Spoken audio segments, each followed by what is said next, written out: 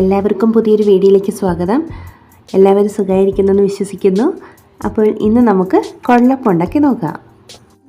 മാവ് കുഴച്ചെടുക്കാനായിട്ട് നമ്മളിവിടെ തേങ്ങ, ജീരകം, ചെറിയ ഉള്ളി, വെളുത്തുള്ളി, എള്ള്, അരിപ്പൊടി, പിന്നെ ഒരു മുട്ടയുടെ വെള്ളയും കൂടി എടുത്തിട്ടുണ്ട്. ഇനി നമുക്ക് തേങ്ങ, ജീരകം, ചെറിയ ഉള്ളി, വെളുത്തുള്ളി എല്ലാം നന്നായി അരച്ചെടുക്കാം. ഈ ഒരു പാകത്തിനാണ് അരച്ചെടുത്തിരിക്കുന്നത്. അരിപ്പൊടിയിലേക്ക് നമുക്ക് ആവശ്യത്തിനുള്ള ഉപ്പും കൂടെ ചേർത്തൊന്ന് യോജിപ്പിച്ചെടുക്കാം.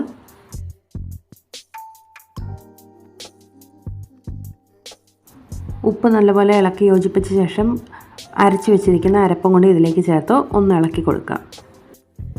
ഈ സമയം ഒരു 3 കപ്പ് വെള്ളം തിളപ്പിക്കാൻ വെച്ചിട്ടുണ്ടായിരുന്നു. നല്ലപോലെ വെട്ടിത്തിളയ്ക്കണം. വെട്ടിത്തിളച്ച ശേഷം നമുക്ക് ഇതിലേക്ക് കുറേശ്ശെ ഒഴിച്ചു കൊടുക്കാം. ചൂടോടുകൂടി നമുക്ക് പെട്ടെന്ന് തന്നെ ഇത് കുഴച്ചെടുക്കാം. ഒരു ചപ്പാത്തി പരുവത്തിൽ കുഴച്ചെടുത്താൽ മതി. എടുത്ത് വെച്ചിരിക്കുന്ന എള്ളും കൂടി ഇതിലേക്ക് ഇട്ട് കൊടുക്കാം. എന്നിട്ട് നന്നായിട്ട് കുഴച്ചെടുക്കാം.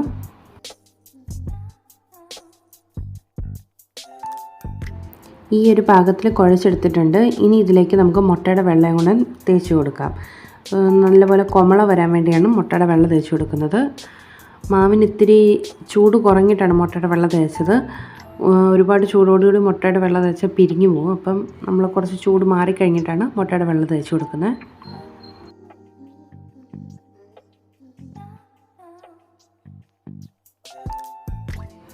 ഈ പാകത്തിൽ നമ്മൾ മാവ് കുഴച്ചെടുത്തു. ഇനി നമുക്കതൊന്ന് മൂടി വെക്കാം, ചൂട് പോകാതിരിക്കാൻ.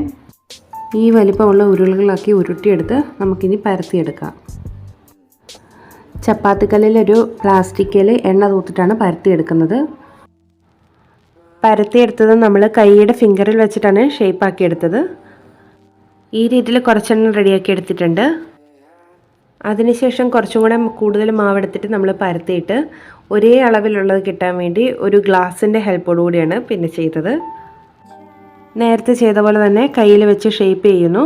ഈ ടൈം നമ്മൾ എണ്ണ നല്ലപോലെ ചൂടാകാൻ വെച്ചിട്ടുണ്ടായിരുന്നു. വെളിച്ചെണ്ണയാണ് എടുത്തിരുന്നത്. നല്ലപോലെ ചൂടായ ശേഷം നമുക്ക് ഹൈ ഫ്ലെയിമിൽ തന്നെയാണ് വെക്കേണ്ടത്. ഓരോന്ന് വീതം ഇട്ട് കൊടുക്കാം. എണ്ണയിലിട്ട ഉടനെ നമ്മൾ തിരിച്ചു മറിച്ചിടാൻ പാടില്ല. കുറച്ച് നേരം വെയിറ്റ് ചെയ്യണം. ഒരു ചെറുതായിട്ടൊന്ന് കളറൊക്കെ മങ്ങി ഒന്ന് പൊങ്ങി വരും. അതിൻ്റെ ഒരു കൊമളയൊക്കെ വരുന്ന സമയത്ത് നമ്മൾ തിരിച്ചിട്ട് കൊടുക്കാൻ പാടുള്ളൂ. ഒരു ഗോൾഡിഷ് ബ്രൗൺ കളറാകുമ്പോൾ നമുക്ക് കോരിയെടുക്കാവുന്നതാണ്. അപ്പം നമ്മുടെ കുഴലപ്പം ഇവിടെ റെഡി ആയിട്ടുണ്ട്. ഇനി നമുക്കിതിൽ കുറച്ചെണ്ണം മധുരമുള്ളതാക്കി എടുക്കാം. ഇനി നമുക്ക് പഞ്ചസാര ലൈൻ തയ്യാറാക്കാം.